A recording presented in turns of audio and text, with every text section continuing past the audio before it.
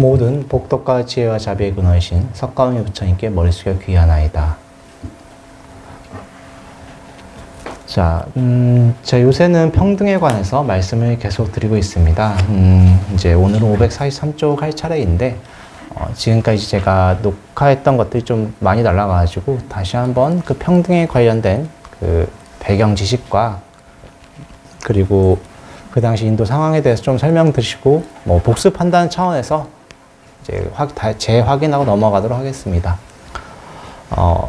부처님과 그 당시 새로운 종교인 자이나교 같은 경우는 평등을 말했었죠. 근데 그런 게 왜 중요한가? 평등은 당연히 중요하죠. 인간은 평등합니다. 근데 불교와 자이나교는 더 나아가서 모든 존재가 평등하다라고 말을 합니다.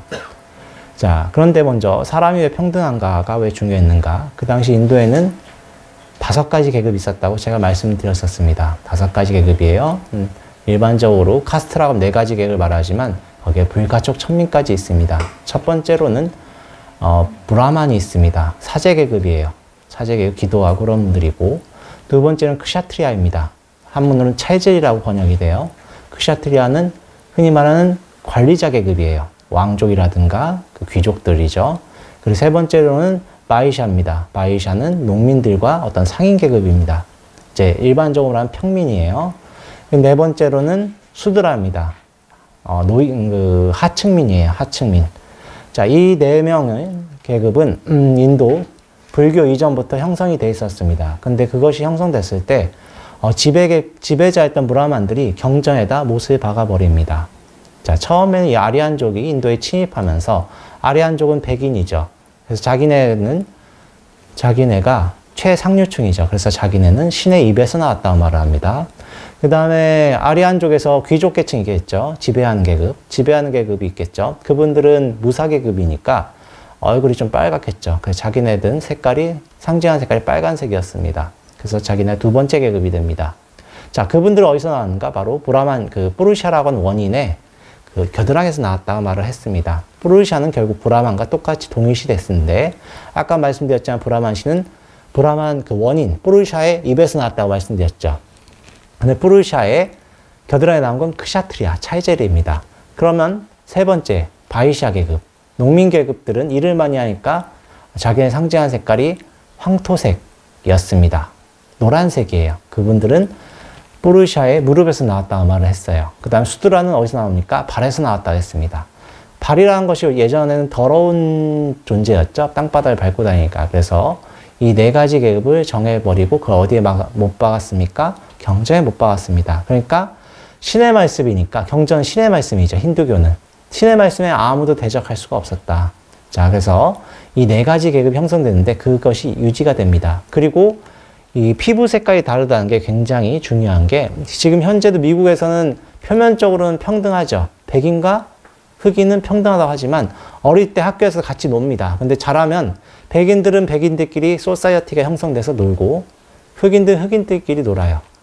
피부, 이게 동일성을 갖고 있는 굉장히 중요한데, 여러분 은연중에 자기와 비슷한 존재를 좋아합니다. 예전에도 어떤 심리학적으로 실험했었는데, 남자가 여자 좋아한다는, 여자 남자 좋아할 때 자기 얼굴과 비슷한 요소를 가지고 있는 남자 여자를 좋아합니다.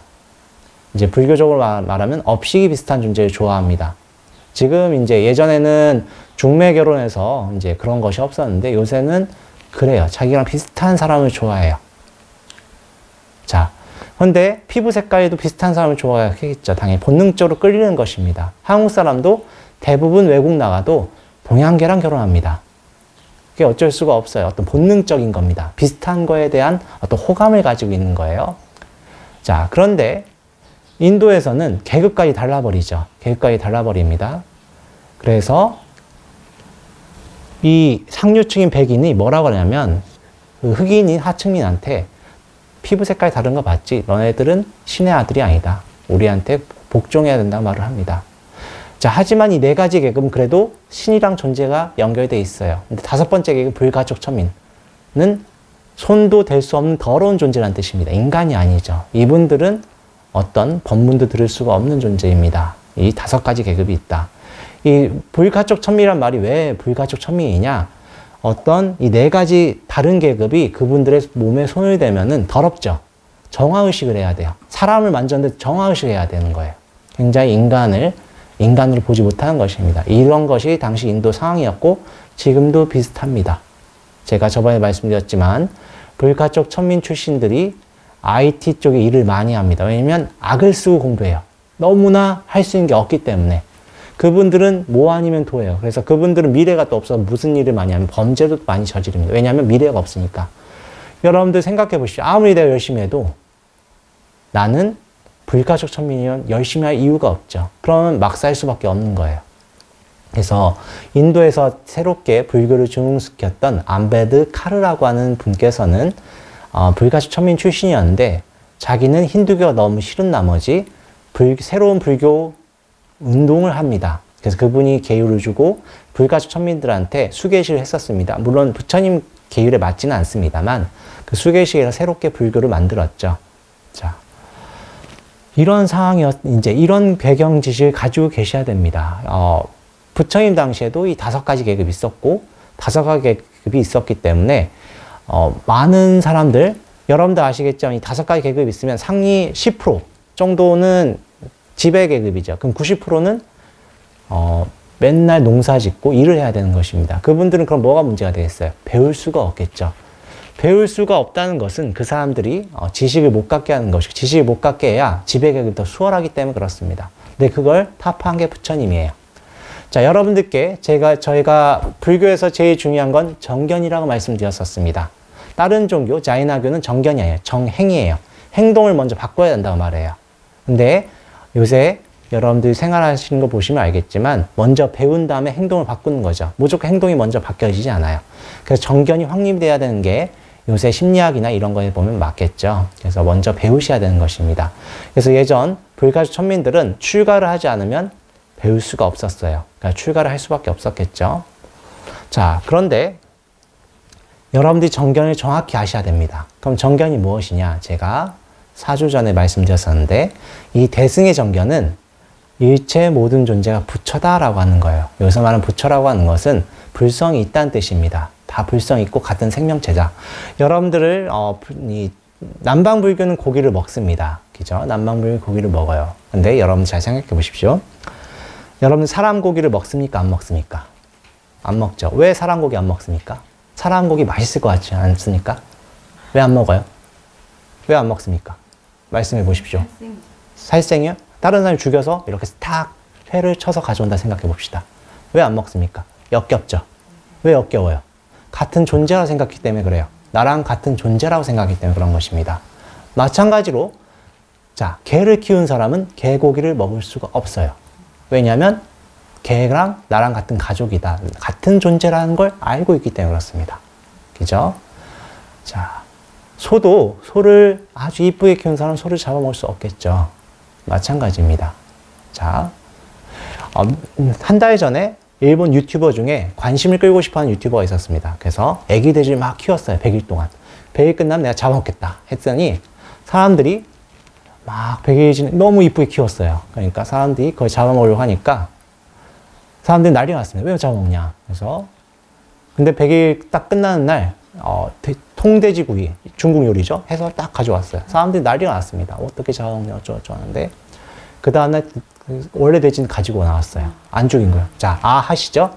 그러면 원래 다른 돼지는 죽은 건 괜찮은 것입니까? 자, 생각을 해보십시오. 자, 생각을 해보셔야 됩니다. 왜 고기를 먹지 말라고 하는지, 왜냐하면 먹는 거에 대한 집착을 버리라고 하는지. 몸이 있는 한 먹어야 됩니다. 먹어야 되는 건 맞아요. 그리고 성장기 20대까지는 전생부터 수행하지 않으신 분들은 단백질이 들어가야 되는 것도 맞아요. 예, 단백질이 들어가야 됩니다. 20대까지는 필수 아미노산이 들어가긴 해야 됩니다. 몸이 성장해야 되니까. 그래서 부처님이 20대까지 출가를 쉽게 허락하지 않으셨어요. 그런 이유가 있는 것입니다. 여러 가지 이유가 있어요. 뭐 그 당시 문화적인 상황도 있지만 스님들 생활 자체가 원래 좀 금욕하는 생활이기 때문에 20대까지는 성장기이기 때문에 출가를 쉽게 허락하지 않으셨던 것도 있는 것입니다.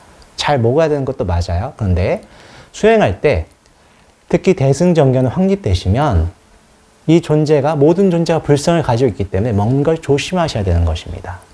자, 아까 새끼 돼지고기 말씀드렸지만 과연 내가 이쁘게 키운 돼지 말고 다른 돼지는 과연 그 돈권이라고 해야 될까요? 돈권이 없는 것인가? 불성이 있죠. 잘 생각해 보십시오. 사람 고기를 먹지 않은 이유는 나랑 같은 존재이기 때문인 것 마찬가지로 동물이란 것도 그 불성이 있습니다. 다만 다 개발이 되진 않았어요. 지혜가 개발되지 않은 것입니다. 그래서 여러분들께서 첫 번째 정견, 일체 존재는 불성이 있다는 생각하셔야 됩니다. 예전에 프랑스 혁명 이전에 프랑스에서는 귀족들이 하층민한테 이제 프랑스는 같은 인종이죠. 백인종이죠. 그래서 백인종들이기 때문에 하층민이 물어봅니다. 도대체 귀족 나리께서는 우리랑 뭐가 다릅니까? 하니까 그때 나왔던 말이 뭐냐면 우리는 피 색깔이 다르다. 블루블러드라고 했었습니다. 블루블러드란 말이 귀족을 뜻하는 영어 단어인데 그 프랑스에서 나온 말입니다. 블루블러드. 우리는 너랑 피 색깔이 달라. 근데 혁명이라니까 피 색깔이 똑같았죠. 자, 똑같으니까 이제 그 다음부터는 이제 그런 것이 씨알이 안 먹혔던 거죠. 이제 똑같은 존재라는 걸 알았기 때문에 그렇습니다. 자, 그 뒤에 어떤 교육이라든가 이런 게 평준화된 거예요. 한국 이제 어제가 한글날이었죠. 자, 사람이 배우는 거 굉장히 중요합니다. 다른 나라, 이제 중국 같은 데는 한문 문화권이라서 한문은 그것이 통일성은 있습니다. 어느 나라에 가도 한자 문화권이면 한자 쓰면 서로 뜻이 통했어요.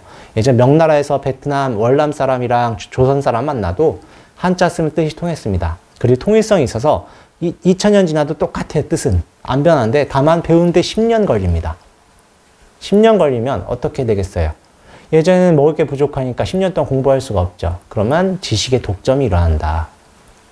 그래서 한글을 창제한 세종대왕님 대단하신 게 그 뜻글자가 아니죠. 소리글자이기 때문에 그 지식의 독점이 일어나지 않았습니다. 그러면서 사람 평등하다는 것이 확립이 되는 거예요. 자, 지식. 제가 왜 지식을 말씀드리느냐. 정견의 확립엔 지식이 굉장히 중요하다. 정견을 하기 위해서는 잘 배우셔야 됩니다. 정확히 배우셔야 돼요.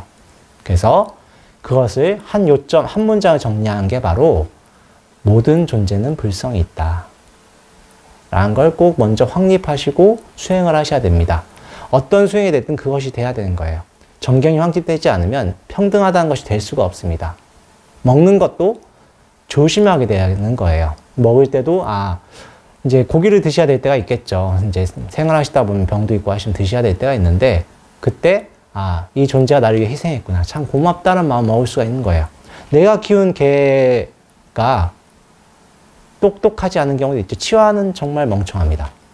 성질이 그렇게 좋지도 않아요. 치와보다는 돼지가 더 똑똑해요. 하지만 돼지고기 더 잘 먹죠. 왜냐하면 내가 죽는 걸 보지 못했기 때문에. 자, 근데 그때 먹더라도 고맙다는 마음으로 드셔야 되는 거예요. 식물도 불성이 있죠. 식물도 불성이 있기 때문에 참 고맙다라는 생각을 드셔야 됩니다. 다만 식물은 좀 식이 낮아요. 거의 없어요. 그렇기 때문에 저희 스님들이 식물을 많이 먹는 겁니다. 율장에 보면 뿌리 채소 같은 거 못 먹게 돼 있긴 합니다. 이게 왜냐면 뿌리 채소 먹으려면 식물을 죽여야 되니까. 근데 어쩔 수 없이 살다 보면 먹을 수밖에 없잖아요. 근데 고마운 마음으로 드셔야 되는 것입니다. 그게 바로 정견 확립이 돼야 되는 것이고 그 정견이 확립돼야 평등이 나오는 것입니다. 일체 존재가 다 불성이 있구나 라고 되는 것입니다. 그래서 팔정도 중에 첫 번째가 정견이 되는 것입니다. 그렇다고 오늘 또 몸을 유지해야 되는데 고기를 먹지 마라 이런 거는 아닙니다. 세속에 계신 분들은 일을 하셔야 되기 때문에 좀 드셔야 됩니다만 한 번 더 생각해 보시란 뜻이에요. 오늘 방생도 있잖아요. 그죠? 방생하면서 너무 맛있게 화로회를 드시면 안 되잖아요. 그죠? 모순적이지 않습니까? 그죠? 그러니까 정견을 꼭 확립하셔야 됩니다. 이 정견이 확립되면서 수행이 시작되는 거예요. 모두 다 평등한 존재구나. 이 평등, 기계적인 평등은 아닙니다.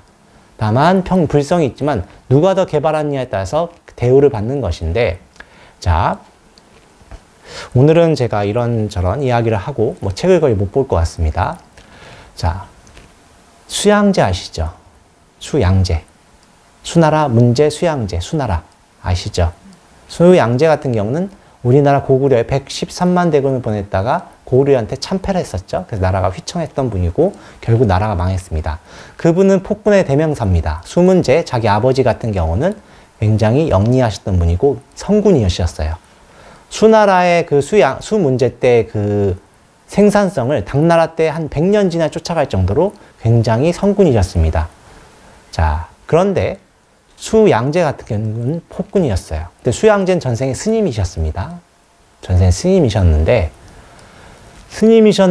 좀 못 살았어요. 그래서 그 다음 생에는 축생 과부를 받습니다. 쥐로 태어나요. 자, 축생의 과부를 받으면 여러분들 이번 생 아무리 똑똑해도 축생의 과부를 받으면 DNA의 지배를 받습니다. 본능이라고 하죠. 본능의 지배를 받아요. 쥐로 태어나면은 어떤 본능이 있습니까? 갈가대죠.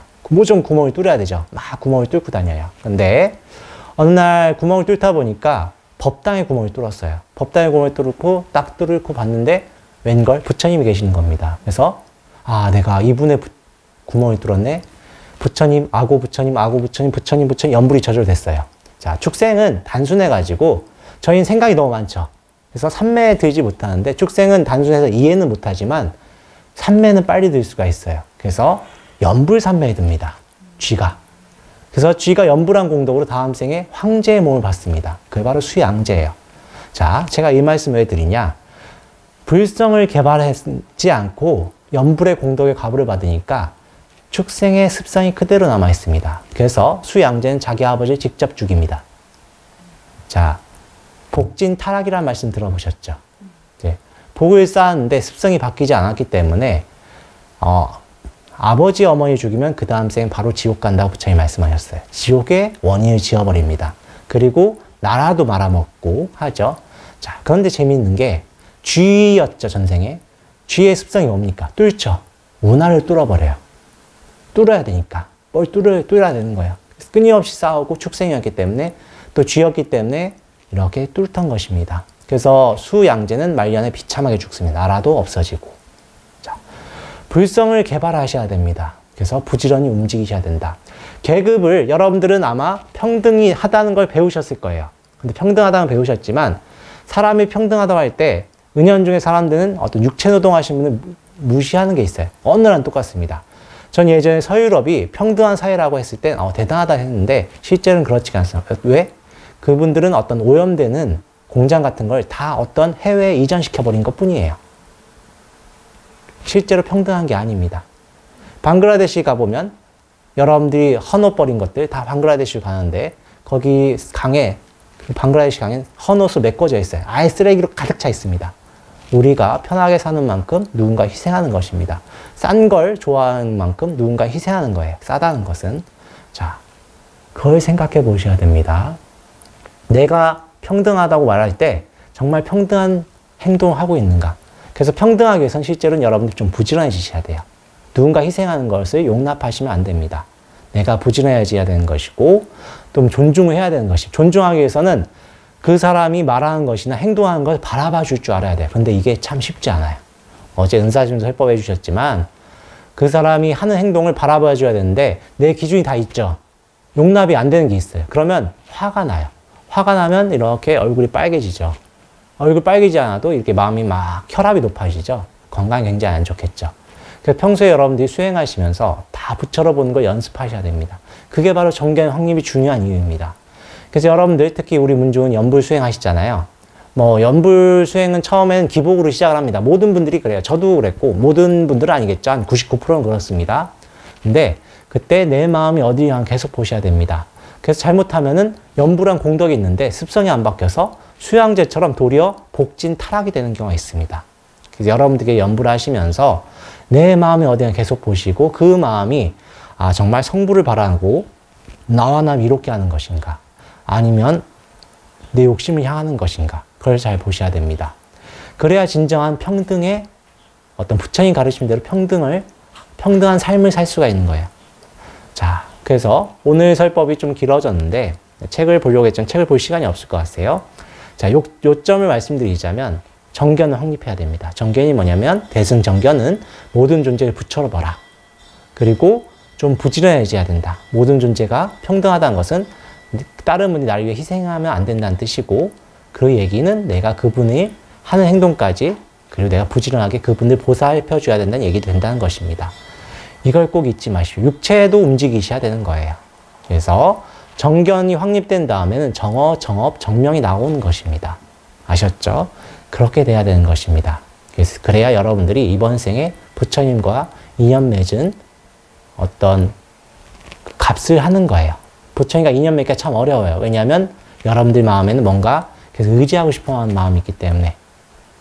그래야 자성불, 정견의 확립은 결국 뭘로 가냐면 모든 존재가 부처고 내 안에는 부처님을 깨우는 것이지 않습니까? 그래야 부처님 법을 배운 값어치가 있는 것입니다. 그래서 이번 생에 엄불 수행하셔서 좋은 결과 있길 바라면 오늘 이것을 끝내겠습니다. 나무 석가모니불, 나무 석가모니불, 나무 시아본사 석가모니불.